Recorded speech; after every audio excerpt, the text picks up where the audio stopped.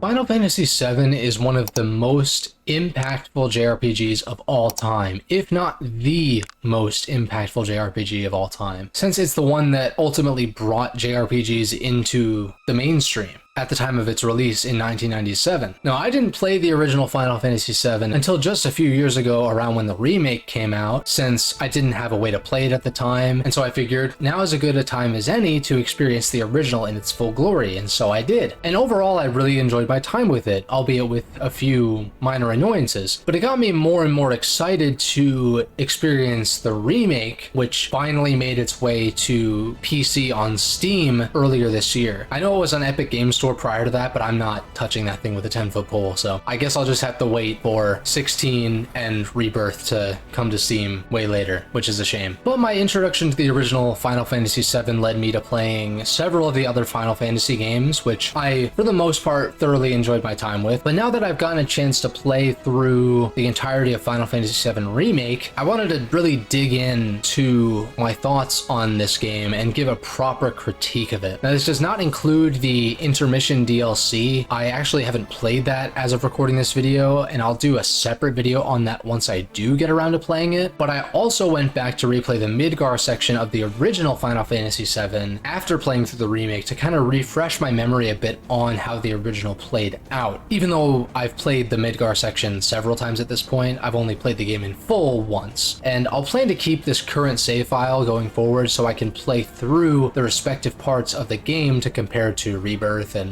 whatever Part 3 ends up being called.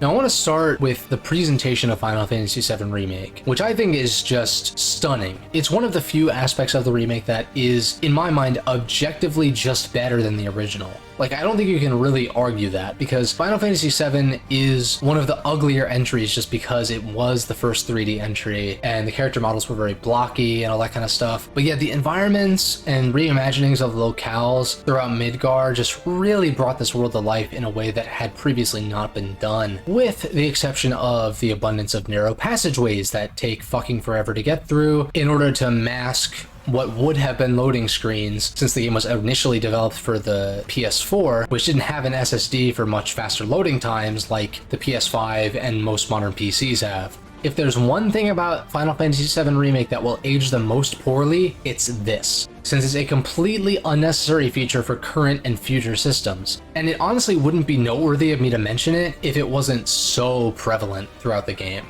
The music in FF7 Remake is fucking incredible. The arrangements of tracks from the original game gave me goosebumps more times than maybe any other game I've played, and even a lot of the new tracks made specifically for the remake are absolute bangers as well. I played the game with the English dub the entire time because I thought it was actually well done for the most part. I actually find most Square Enix dubs to be of pretty high quality these days. Typically in games that are set in a vaguely futuristic or medieval European setting, such as Final Fantasy or Fire Emblem, I typically do play with dubs as opposed to subs. Just for the record, I haven't watched a ton of anime, but when it does come to anime, I am 100% on the subs train with almost no exceptions.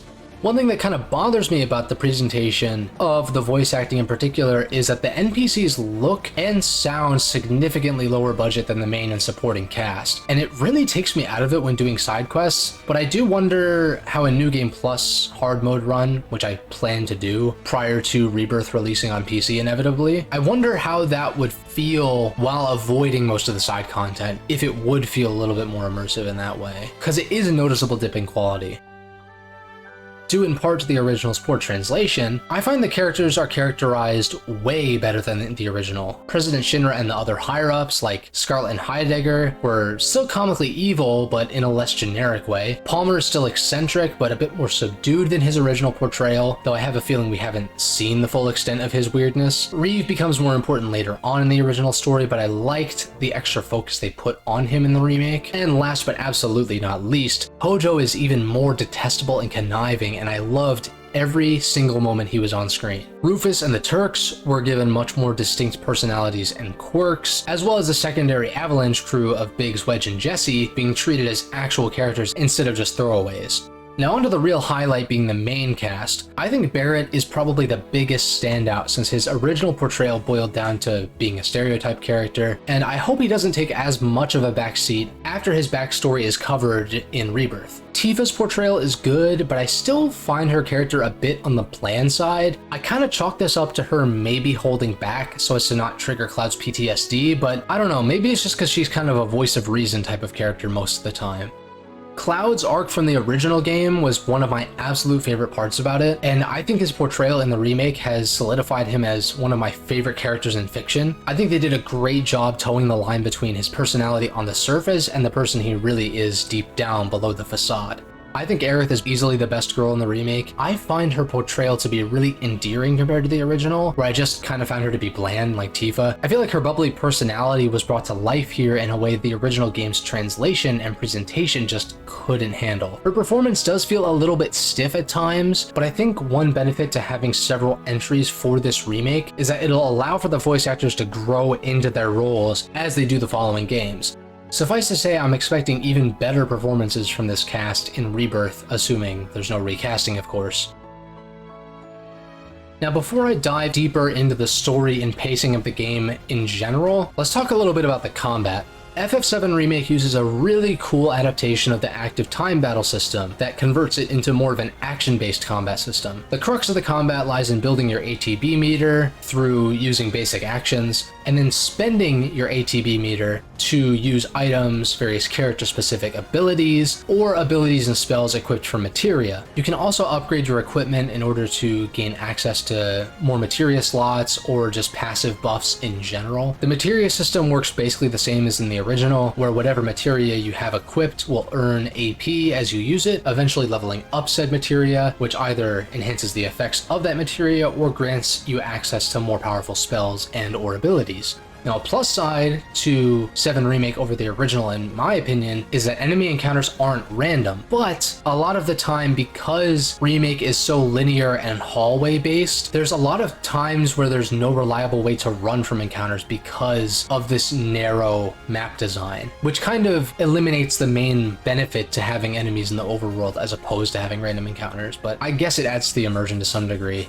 Now, a few complaints about the combat before I dig in a little bit more. Knowing when to dodge or block is a little bit tricky because of how busy the screen gets when fighting with a full party against multiple enemies. With so much happening on screen, it was really hard to figure out what the hell was even going on most of the time. And my second big complaint is that the AI-controlled party members are fucking abysmally unhelpful. I get that the player is intended to select ATB actions for them and jump around a lot. I actually prefer that to having them potentially waste ATB on something stupid. However, it's inexcusable for ranged attackers like Barret and Aerith to constantly be getting up close and personal with the enemy, and it's inexcusable for any non-control party member to literally just be standing there doing absolutely fucking nothing, not even using basic attacks on a consistent basis. Not only is this annoying from a gameplay standpoint, but it's also incredibly immersion breaking in a game that is otherwise pretty immersive.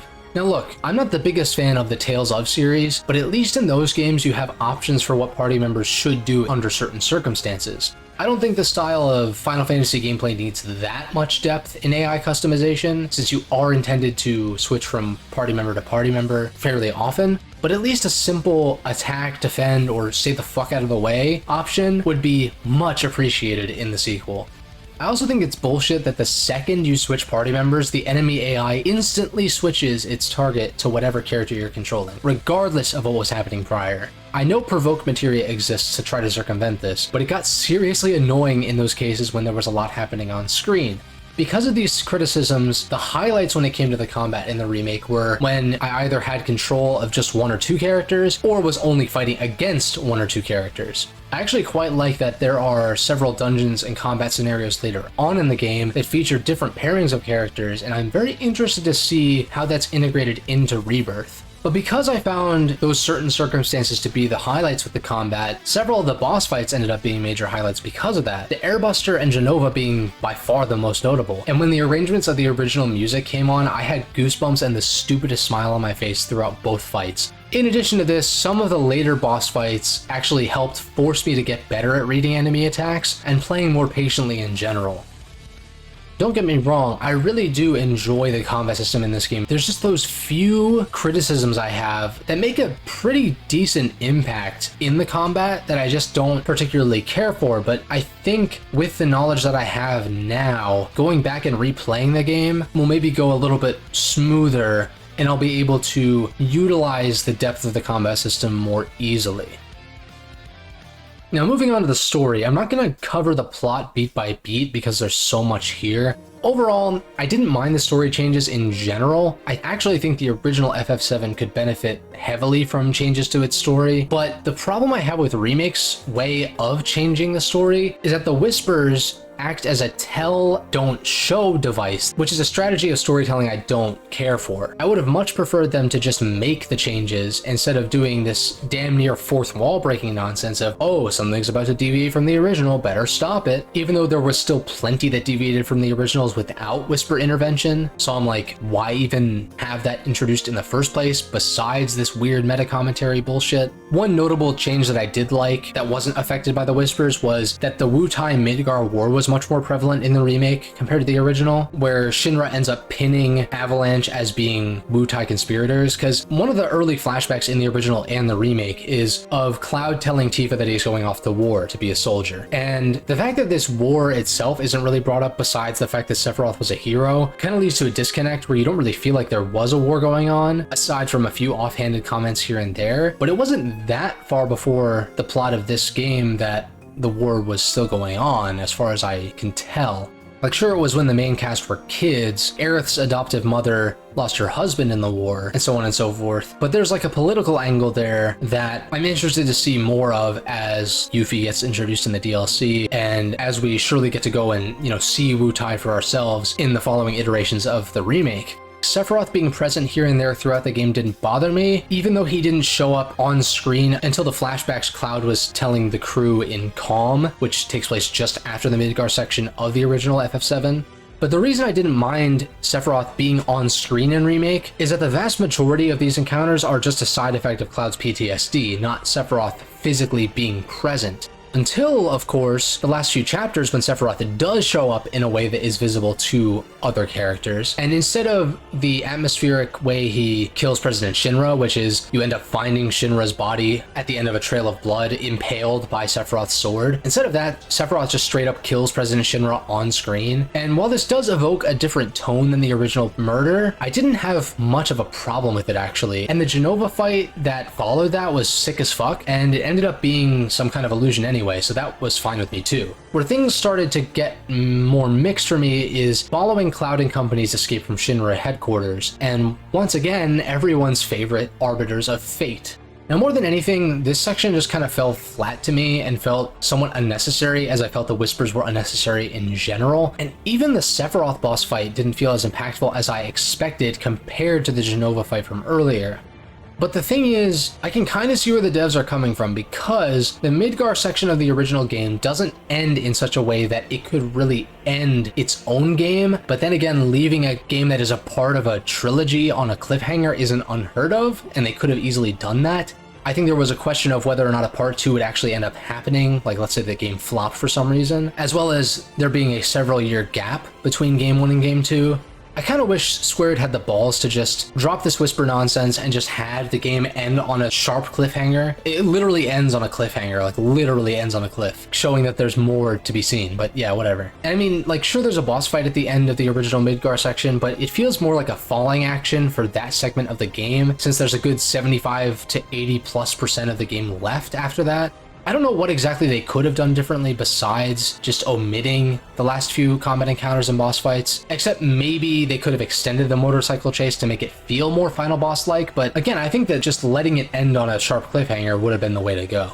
But overall, I did enjoy Remake's story, and I hope that they kind of ditch the Whisper bullshit in the following games and just tell whatever story that they want to tell, even if it does differ from the original. I do think that a lot of the major plot beats and a lot of the character backstories will remain the same, and a lot of the locales and events as well, but I think that the way that they're told and the way that certain things are executed will be different than we expect as people who know what happens in the original game. And I also highly, highly recommend that for those who haven't played the original game and have only played the remake, what the fuck are you doing, man?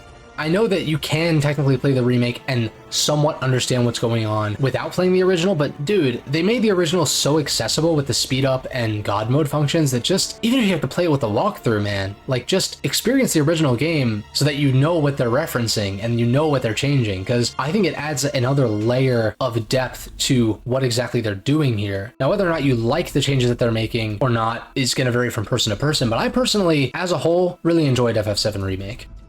Although, despite the gripes levied at FF7 Remake's story, by far the most common complaint I've seen is regarding the game's pacing. I can't say I entirely disagree with this sentiment.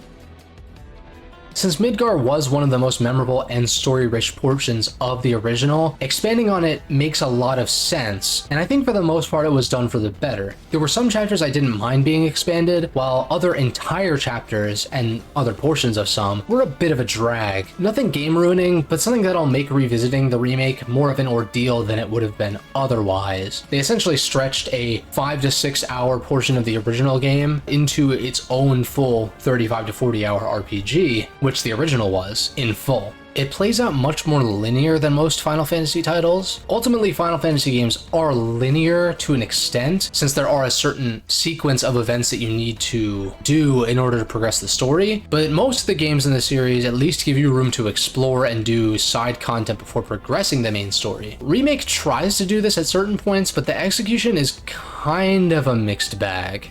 I think the initial reactor bombing and everything basically leading up to Cloud's arrival at 7th Heaven was really well done. I think that Cloud playing the part of a Merc in Sector 7 was also a nice addition, but then the Whispers kind of get introduced in a more heavy-handed capacity as you approach the second bombing mission, which ends in the Airbuster fight.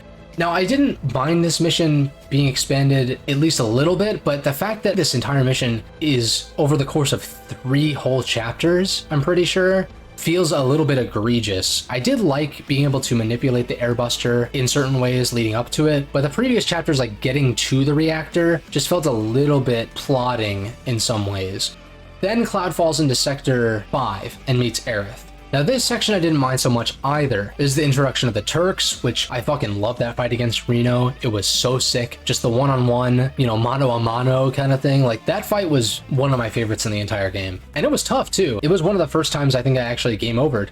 And then you do some side quest stuff in Sector 5 before taking Aerith back to her house, which, again, not the worst thing in the world, because, like, in the original game, Cloud wasn't going to take her back until morning anyway, so burning some time around town before going to bed that night, fine. Then you try to sneak out. Of course, Aerith follows you. You go to Wall Market. Even though the Wall Market segment was pretty long, I actually thoroughly enjoyed this segment of the game. Could some stuff have been trimmed? Maybe. But again, it was one of the more memorable portions of the game, so I didn't really mind spending more time in Wall Market than in the original. But then after Wall Market, this is where things start to kind of drag a bit, where, all right, Train Graveyard, I kind of enjoyed that. I kind of enjoyed the spooky vibes, although it could have been trimmed up just a little bit. And then, of course, you have trying to prevent Sector 7 from collapsing, which I think was handled fine. It didn't really feel padded out necessarily, although the deaths of the secondary Avalanche crew did not feel emotional to me for some reason, even though the presentation is much improved from the original. Maybe it's because I knew they were going to die already, but even though they were characterized more thoroughly in Remake, I expected to actually feel something, whereas I didn't really. Of course, Cloud is being a fucking goober a lot of the time with the "you owe me a pizza" line and stuff, which I get is just him being socially awkward, but at the same time, stuff like that did kind of make me laugh in a moment where I feel like the devs wanted me to feel sad, but I just didn't really, especially because it's kind of hinted that Biggs maybe survived, at least in some timeline. It's a little questionable on that front. But yeah, overall, like, the tower sequence was fine. What really started to bug me was after the tower sequence, you discover that Aerith was, well, in this iteration of the game, she willingly goes with Shinra to protect Marlene, which I think is fine, although Sung doesn't slap her like he does in the original, which it makes sense, but it was kind of jarring to see that when I replayed that portion of the original. I forgot that actually was a thing. But then, like, going back into Sector 7 to try to find survivors, I thought was heavy-handed. They should have just blocked it off and prevented you from going there, and plus, finding Aerith should be your #1 priority, so the fact that the game grinds to a halt for you to do more side quests, granted more side quests than you've already done at this point if you've done all of them, and I did end up doing all of them just to see the game in its entirety, and most of them just felt like filler bullshit. So On repeat playthroughs, probably not gonna bother. But yeah, that chapter where you go and you find the Shinra lab under Sector 7, and then that side quest chapter, while the behemoth fight was kind of fun, everything else about it was just like, I feel like it just didn't need to be there, to be honest. Because then you get to the Shinra Tower, and I fucking loved the Shinra Tower segment of this remake. Pretty much every minute of it, to be honest. Sure, Hojo's lab was dragged out a bit, but the build up to the inevitable Genova fight was fucking incredible, man. And I just love that boss fight so much. And the way that the music teases the original Genova boss theme until eventually dropping the beat at the very last phase. Oh, it's so fucking good, man. But yeah, it's kind of a shame that I don't see any of these things really being altered. Of course, you can use chapter select to skip chapters on repeat playthroughs, I guess, if you wanted to, but I don't know, I tend to, when I replay a game, want to re-experience it in full. So when I replay Remake, inevitably I'm gonna have to re-experience it warts and all. But there are probably some ways that, again, I can circumvent some of these criticisms I have, like skipping a lot of the side quests, for instance. I'm really curious to see how long a playthrough would be while skipping the side quests as much as you can, since I know a lot of stuff does carry over from playthrough to playthrough, so you wouldn't necessarily need to do a lot of the side stuff. Now, in conclusion, as with all video game remakes, the original continues to exist in perpetuity for those who prefer that version, which makes me think that a lot of the criticism levied at the remake for not being a one-to-one remake is that of opportunity cost. Because there was so much demand for a one-to-one remake for so long, like since the PS3 generation, the fact that we are getting this type of remake as more of a reimagining means that we will likely never get a one-to-one retelling of the original story just prettied up for modern times. It does kind of make you wonder what could have been if they told a one-to-one story, but I feel like it wouldn't be as exciting to see where things might go from here if we knew exactly what was going to happen, especially after such a long time from the original. And the original is one of those games that is so highly regarded that I feel like no matter what they did, it would have had a good amount of criticism levied at it. However, remakes don't need to be one-to-one, and I do feel the original certainly has parts that could be retold in a far more compelling manner. Whether or not that actually ends up happening remains to be seen, but I am optimistic and interested to see where things will go from here. As I mentioned before, there are no doubt major plot and character moments that will still be present, and there's one particular moment that is the most iconic moment in the game that you know exactly what I'm talking about, but like I think that still is going to happen. It's just they're going to try to surprise you in some way. I guarantee it. But I'll save any further thoughts I have for the potential of Rebirth for a later video, certainly after I play the Intermission DLC, and likely after Crisis Core Reunion comes out and I get to play that, since that game is apparently canon and is not having story changes made to it, which is interesting to me. So I'm curious to see how that lines up with the remake's retelling of the original story and what potential that could have going forward with Rebirth and so on. But yeah, it's hard for me to say that FF7 Remake is a favorite game of all time, since it is just one of 3 games that is telling a complete story. It's certainly one of the AAA games that I've fully enjoyed my time with over the past couple years, since most AAA games nowadays are just complete dumpster fires that either don't work or are lacking content or are predatory financially. And while this game is $70 on Steam, it had a launch discount price of $50, which I thought was way worth it for how long I'd been anticipating playing it. So I don't really have any complaints on having spent my money on this. I was aware that there were pretty major changes, but I didn't know like every specific instance of changes. So it was mostly a completely fresh experience for me, with the exception of like the beginning of the game.